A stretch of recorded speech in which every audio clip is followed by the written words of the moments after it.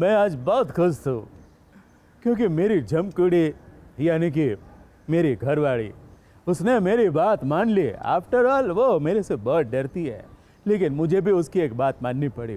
उसने बोला मैं वोट करने जाऊंगी, लेकिन जैसे वेदिका ने अपना अंदाज बदला है, जैसे उसने अपना हेयर स्टाइल और साड़ी ब्लाउज का स्टाइल बदला है, वैसे मैं बदल के जाऊंगी तो ही मैं वोट करूंगी। मैं बोला कोई बात नहीं, वैसे भी परिवर्तन तो आना ही चाहिए, क्या पता आपके वोट देने से कुछ अच्छा परिवर्तन हो जाए, है कि नहीं?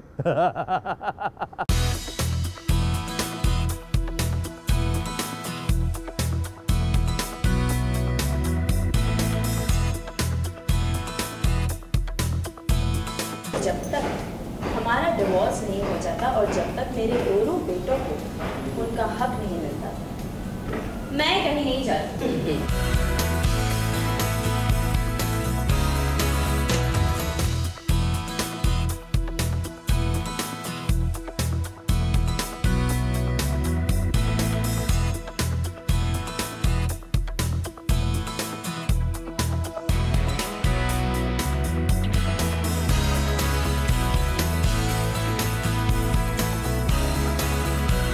बिजली गिराने के ही इरादे से वेदिका अपने ससुराल में वापस लौट आई है, क्योंकि अब वो भी समझ चुकी है कि बहुत हो गया रोना धोना, अब तो वो अपने ससुराल वालों को रुलाने आई है।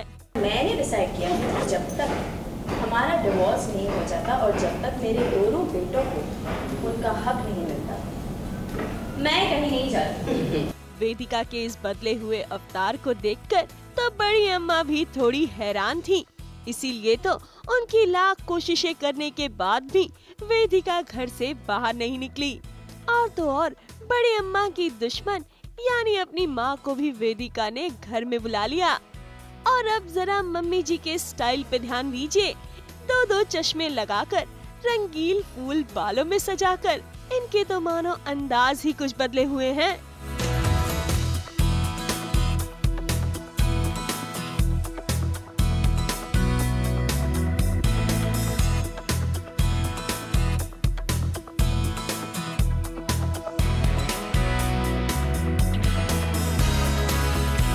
डिवोर्स होने तक और अपने बच्चों को उनका हक मिलने तक वेदिका यहीं साहिल के साथ रहेगी। और अब वो अपनी बेटी अपनी जेठानी को एक अच्छी देवरानी बनकर दिखाएगी। वैसे जेठानी जी, मैं सिर्फ आपके लिए वापस आई। मुझे नहीं लगा कि इतने बड़े घर में आप कैसे रहेंगे।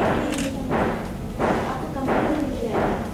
वैसे भी आपको बहुत शौक है ना देवरानी जेठानी का रिश्ता निभाने का, तो अब हम यही रिश्ता निभाएंगे। भाई अब वेदिका की एंट्री ही जब इतनी धमाकेदार है, तो सोचिए इस बदली हुई वेदिका के साथ अब घर में कितने नए तमाशे होंगे। ABP news report.